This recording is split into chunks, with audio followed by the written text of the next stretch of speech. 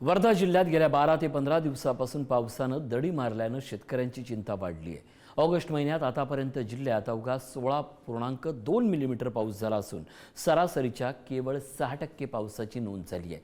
दुपारच्या उन्हामुळे पिकांवर पाण्याचा ताण वाढतोय। सिंचनाची सोय असलेले शेतकरी उपलब्ध पाण्यातून पीक वाचवण्याची धडपड करतायत, तर कोरडवाहू शेतकऱ्यांच्या नजरा आभाळाकडे लागल्यात। पाहुयात वर्ध्यातील पावसाच्या उघडीपचा पिकांवर नेमका काय परिणाम होतोय।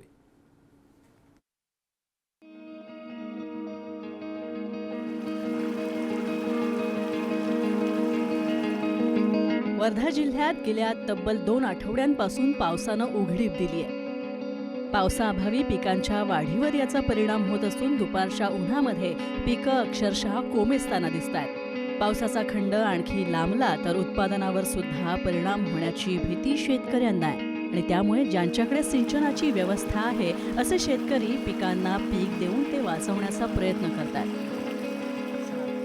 पण ज्यांच्याकडे सिंचनाची कोणत्याही प्रकारची सोय नाहीये अशा शेतकऱ्यांच्या समोर मोठं संकट उभं राहिलंय। त्यामुळे आता बळीराजाच्या नजरा दमदार पावसाकडे लागल्यात। आमच्या इथे करंजी काजी येथे 15 दिवसापासून पाणी नाही आहे, तर आम्ही आता आमच्या जे सिंचनची व्यवस्था असल्या कारणाने सोयाबीनमध्ये स्प्रिंकल चालू केले। पराठीमध्ये आम्ही आमच्या सोयीनुसार पाणी वलत आहे आणि खाद देऊनही आमचं खात तसं कुठं राहिलं 15 दिवसात पाणी असल्यामुळे आणि मशागत चालू आहे पाणी देऊन। पावसामध्ये पडलेल्या खंडाचा परिणाम पिकांवरच्या किडींच्या प्रादुर्भावावर सुद्धा होतोय। कपाशीवर मावा आणि तुडतुड्या यासारख्या रसशोषक किडींचा प्रादुर्भाव वाढलाय। कृषी विज्ञान केंद्राचे वरिष्ठ शास्त्रज्ञ जीवन कथोरे यांनी शेतकऱ्यांना पिकांची नियमित पाहणी करण्याचा सल्ला दिलाय। किडींचा प्रादुर्भाव आढळल्यास बुप्रोफेझिन, ॲसिफेट तसंच ॲसिटामिप्रिड आणि इमिडाक्लोप्रिड यासारख्या कोणत्याही एका कीटकनाशकाची शिफारसीनुसार फवारणी करण्याचं आवाहन कृषी तज्ज्ञांनी केलंय। सद्यस्थितीत कपाशीमध्ये उघडीप पडलेली असून कपाशी या पिकावरती मावा, तुडतुडे या 2 किडींचा प्रादुर्भाव दिसत आहे, म्हणजे रसशोषण करणाऱ्या किडींचा प्रादुर्भाव दिसत आहे। तर यासाठी या रसशोषण करणाऱ्या किडीसाठी बुप्रोफेन्झिन, ॲसिफेट, ॲसिटामाप्रिड, इमिडाक्लोप्रिड या 4 पैकी कुठल्याही एका कीटकनाशकाची किंवा हे 2 कीटकनाशकं संयुक्तपणे सुद्धा मार्केटमध्ये उपलब्ध आहेत, त्याची सुद्धा म्हणजे मिश्रित पद्धतीने सुद्धा आहेत, त्यापैकी एकाची कुठलीही एक फवारणी आपण सद्यस्थितीत घ्या। कारण मावा हा जो आहे याचं प्रमाण आपल्या भागात कपाशीमध्ये सद्यस्थितीत वाढत आहे।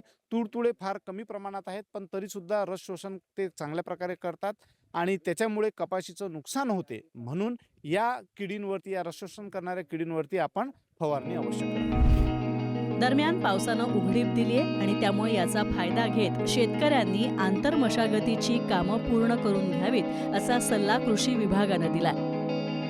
आंतरमशागतीमुळे जमिनीतील ओलावा टिकून राहण्यास मदत होते। सिंचनाची सोय असलेल्या शेतकऱ्यांनी पिकांच्या गरजेनुसारच सिंचन करावं आणि त्यानंतर पावसाचा खंड सुरू असताना मात्र खत देणं टाळावं असं जिल्हा अधीक्षक कृषी अधिकारी अरविंद उपरीकर यांनी सांगितलंय। नमस्कार, शेतकरी बांधवांना कृषी विभागामार्फत विविध उपाययोजना आपण सांगतोय।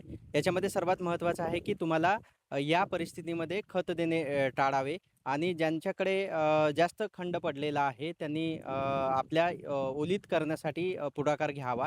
ज्यांच्याकडे सिंचनाची सुविधा आहे त्यांनी स्प्रिंकलर मार्फत, ड्रीप मार्फत आणि त्याच्यानंतर पटपाणी ज्यांनी सर्वबराबर पद्धतीने लागवड केलेली आहे त्यांनी पाणी देणे अत्यंत गरजेचं आहे। वर्धा जिल्ह्यात ऑगस्ट महिन्यामध्ये आतापर्यंत केवळ 16.2 मिलीमीटर पावसाचीच नोंद झाली आहे। सरासरीच्या तुलनेमध्ये हे प्रमाण अवघं 6% आणि त्यामुळे पिकांना आता पाण्याची नितांत गरज आहे। पावसाचा खंड आणखी वाढू नये आणि पिकांना जीवनदान मिळावं अशा दमदार सरी बरसाव्यात अशी प्रतीक्षा या वर्ध्याच्या बळीराजाला आहे।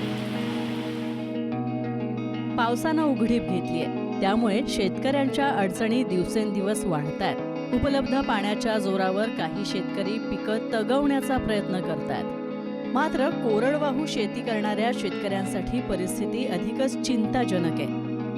त्यामुळे आता वरुणराजानं कृपा करावी आणि दमदार हजेरी लावावी, तसंच पिकांना जीवनदान द्यावं अशी इच्छा या शेतकऱ्यांची आहे। पंकज गादगे, पुढारी न्यूज, वर्धा। Thank you.